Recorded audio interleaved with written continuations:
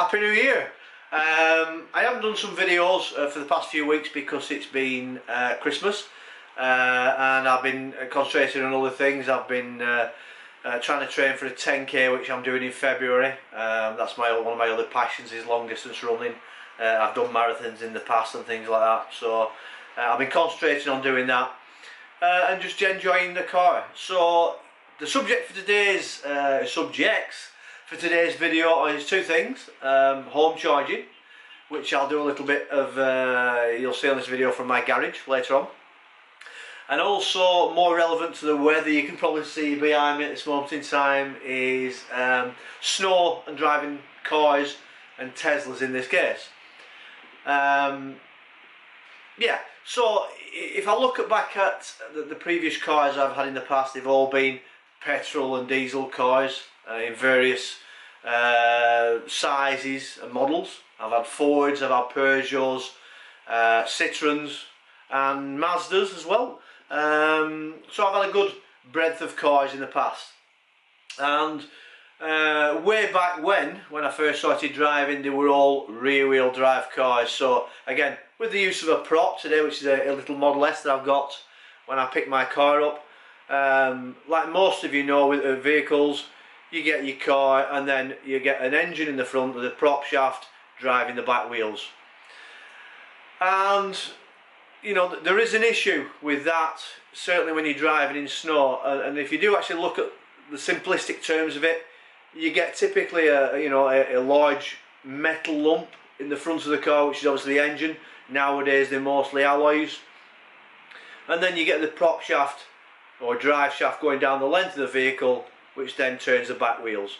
The issue you get with that in snow in particular is that all the weight is at the front. You get the passenger in there, and you get quite a large void at the back, which is obviously the trunk or boot, as we say in the UK. So in effect, you get a lot of weight at the front, but not a lot of weight at the back. So the front has a tendency to dig in a little bit, and the back has a tendency to ride on top of the snow, because you don't get a real lot of purchase. Yeah, you get traction control and limited slip differentials in various cars, but inherently you can't get the grip down on the snow and ice to get you going. So how does that differ from the Tesla? My current one is a rear-wheel drive. So in effect, my car looks like, or technically, drives the same as a rear-wheel drive car. So with mine, what you get is the Model S is you get the battery all along the floor panel of the car, which then distributes the weight evenly. You get the passenger sitting in there.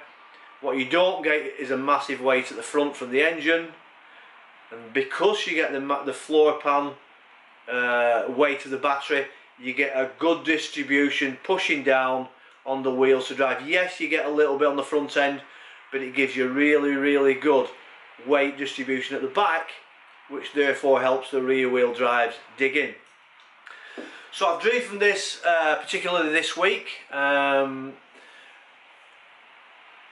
I had the loaner vehicle, the Mercedes, again similar sort of car, rear wheel drive, I'll put a photograph of my drive. My drive is actually on a slope, so my car in effect sits on the drive sort of at that level. So I have to basically drive off reverse and get my rear wheel drives to drag the car off the drive. With the Mercedes, and also in some of the cars I've had in the past, I had a Mazda MX-5 convertible. That at one point, when we had a really cold spell in the UK a few years back, it was -11 and -12 degrees centigrade where I live. The Mazda was basically stuck on the drive for a couple of weeks because I just couldn't get it off. It would not drive itself off the drive, and it would have just been a nightmare to drive. And same applied to the Mercedes loaner vehicle. We had a little bit of frost, a little bit of snow, and I just couldn't get the car off my drive.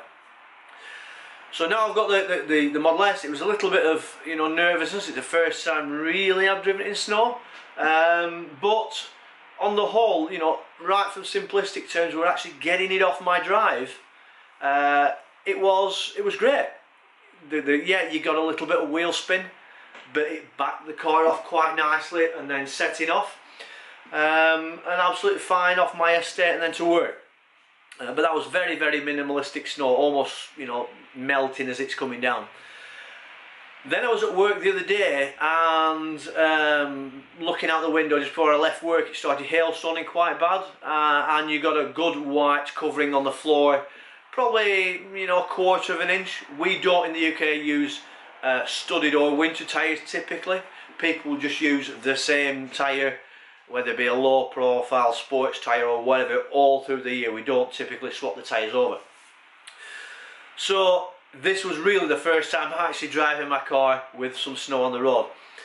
So I set off a little bit early from work just to want to make sure I can get home to my estate, and on my drive, obviously my drive's sloping coming down, so potentially I could slide down into my garage, which would obviously be catastrophic. So I set off. Yeah, and the car drove quite well. Set off and into traffic, and then there's a large roundabout where I was at work, and a front wheel drive car, two in front of me, started spinning the wheels, and that had in effect compressed the hailstone down to make it a little bit icy. A Vauxhall in front of me also spun its front wheels, and so I immediately thought, if these cars are struggling with front wheels, I'm going to struggle. When I set off to follow them, I had a little bit of a twitch, but then I realised, remembered that there is a slip start option on the console in the Tesla. So when I was stopped at the next lights, I just went in, switched on the slip starts, the warning or the notification icon come on the binnacle, and I set off up the slip road to join the motorway.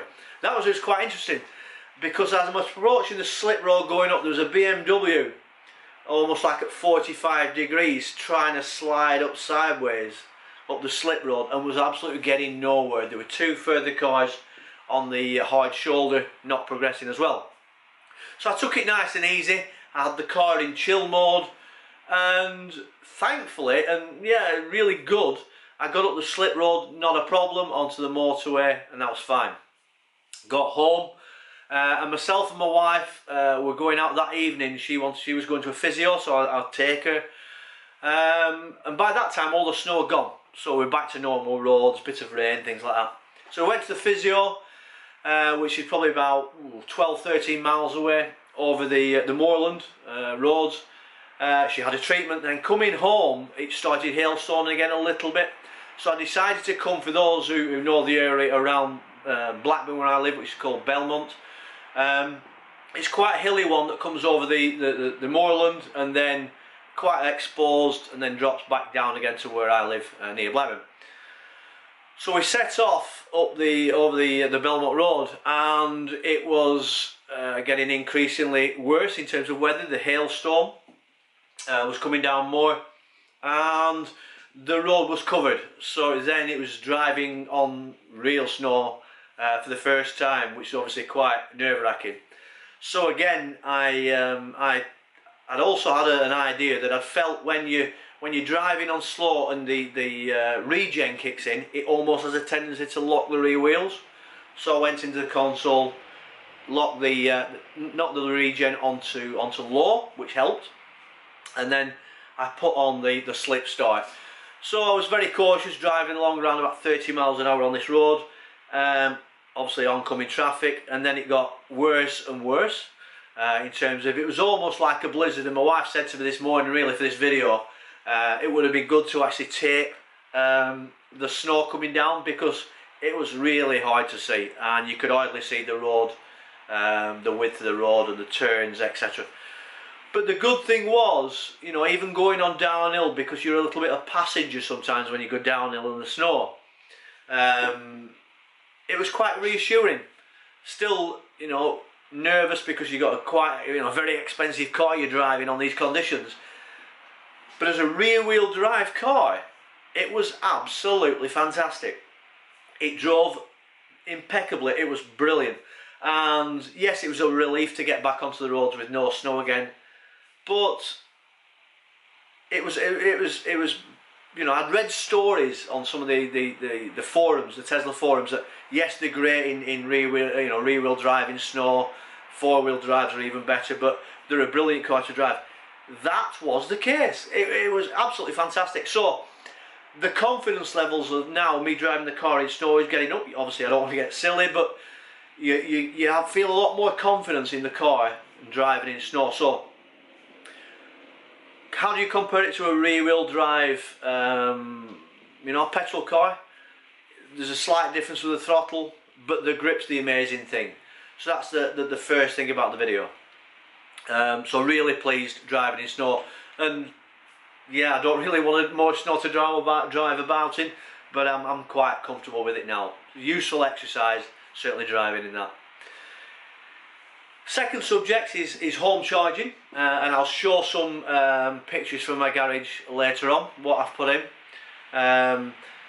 I didn't elect to go for the Tesla home wall charger, because I did a little bit of a gamble where hopefully you guys out there can help with going on, but I thought that at some point I would go out and get a referral, which would then allow me to get the first item on there, which is in effect a signature Tesla wall charger, and I'll put that up on the garage.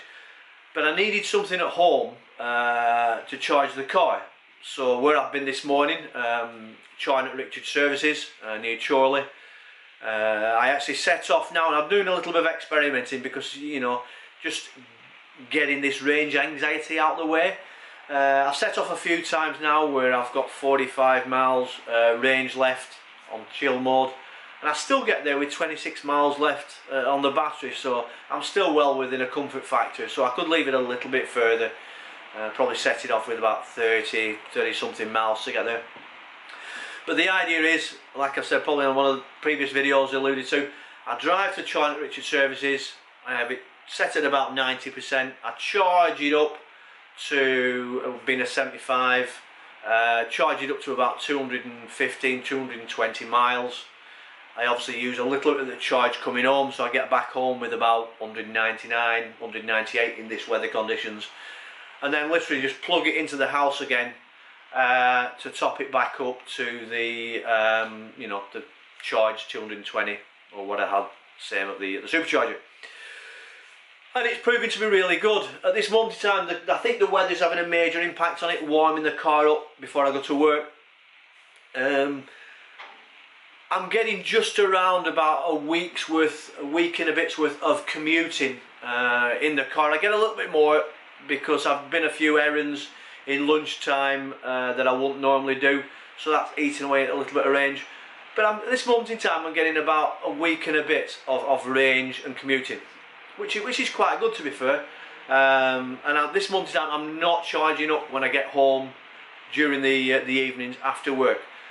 So this morning I've been to the supercharger, I've charged up, I've come home, I'm back here with 199 miles, and then I plug it into the house again, and that tops it back up again, back to the 90% again, just to protect the battery.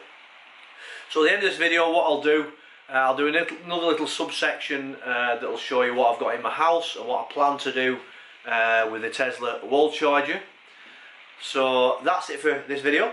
Hopefully you've liked it. Please use my referral code at the bottom to get your free supercharging for the life of the car. The current referral program ends at the end of January, and they're either going to extend it or there will be a new one starting February. But use the referral code to get your free supercharging while you can. If you like it, please give it a thumbs up, and welcome any comments at the bottom of the video. And yeah, see you on the next one. Okay, so let's have a look at my my charging solution for home. Like most houses, you have a consumer unit, so that's the original one that was in when we moved in the house, probably 18 years ago now, and that is the original one. But each one of the fuses on there is rated for a different part of the house, so cooker, upstairs lights, downstairs lights, etc., and they're all marked on. But what I did have was actually a free one there, which you can actually see is actually the car one. So that is a feed, that's a 40 amp feed that's taken off the main consumer unit that then goes along through correctly rated cable. If you read the regulations, it has to be, when I read it, it was 6mm squared, so the surface area of the cabling has to be 6mm. So that's armoured cable. What I've actually got some here. This is armoured cable. So it's got steel braiding around the outside to protect it from being cut, and then you've got the cable glands on there to make it tidier and strain relief. And that goes then to in effect a smaller consumer unit. Now I actually looked through some YouTube videos, and this one's made by a company called CHNT. When I looked at some of the YouTube videos, some of the guys that were fitting these inside the house with the same model of this, so that's why I've picked this one. And I think there are different regulations for if your garage is separate to the house. Mine's actually built into the house, and I think if it's a separate one, it has to be a metal case one.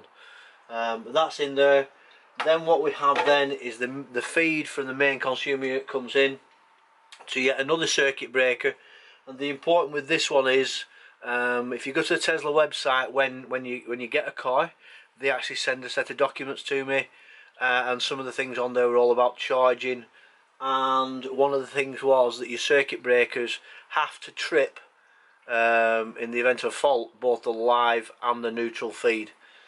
So I've gone a little bit overboard and overkill, where I've got a dual circuit breaker here. Yeah, it's 63 amps, but it's going to get limited by the 40 coming in from the main circuit breaker. So that's acting like as a separate on-off switch for this consumer unit.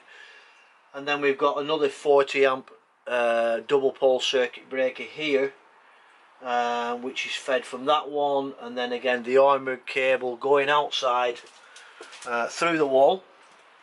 Now I've left this like this at this moment in time, plus a little bit of additional, so when I come to put my other charger outside, I've got a little bit of cable to play with to tidy up. And then outside, when we go out outside the car, we have the standard commando socket that's on the house. Again, if you look at the regulations, your charging point for your car outside has to have an on-off switch, and also that has to interlock with the charger, so when the cable goes in and that's on, you can't plug the cable out, which that's the case there. So that's what's known as a commando socket. That works for charging my car up, which is fed again from the smaller consumer unit, which then in turn is fed from the main consumer unit of the house. On my house and my estate, this is rated, in effect it's fed with a 100 amp supply, which comes from outside, and on the outside of the house where the feed comes in, that also has a circuit breaker on. So to fit in effect this, I've actually done this myself, and one of my friends is due to come around to check it out. He's actually a qualified electrician, but I talked to him beforehand. The circuit breaker was turned off outside the house, which in effect makes this dead. And again, just to double check, I have a mains tester, which I did test to make sure it was actually turned off. I don't assume the things. Did all the wiring in there, and then again the process was turn it on slowly but steadily. So this in effect was off. The mains circuit breaker outside the house was turned on. Everything was fine. The house was fine. The circuit breaker or on-off switch of this was off, which then allowed me to turn this on, which then obviously feeds power back to here. So we check to make sure that's absolutely fine, and then ultimately we then go to turn on the circuit breaker for outside, which then feeds the outside. So what I did do temporarily, I got one of the commando sockets, and I temporarily wired a light bulb, a mains light bulb into it, plugged it on the outside, and made sure all the circuitry works before I actually plugged the car into the circuitry. So that's what I have at this moment in time. What I plan to do is perhaps, well, I will keep this, and then on the outside I will then mount in effect my probably my Tesla wall charger here, and I may take that out, or I may feed the power through this to the wall charger. So if the total power of those two exceeds the circuit breaker, it will trip, and that way it'll make it easier charging. I'll be able to just basically unplug the cable, unhook it from the charger, and then plug it into the car. So that's my current home charging solution. It's you know, it's tidy, it works well for me, but my main charging is a supercharger. This is just a top up.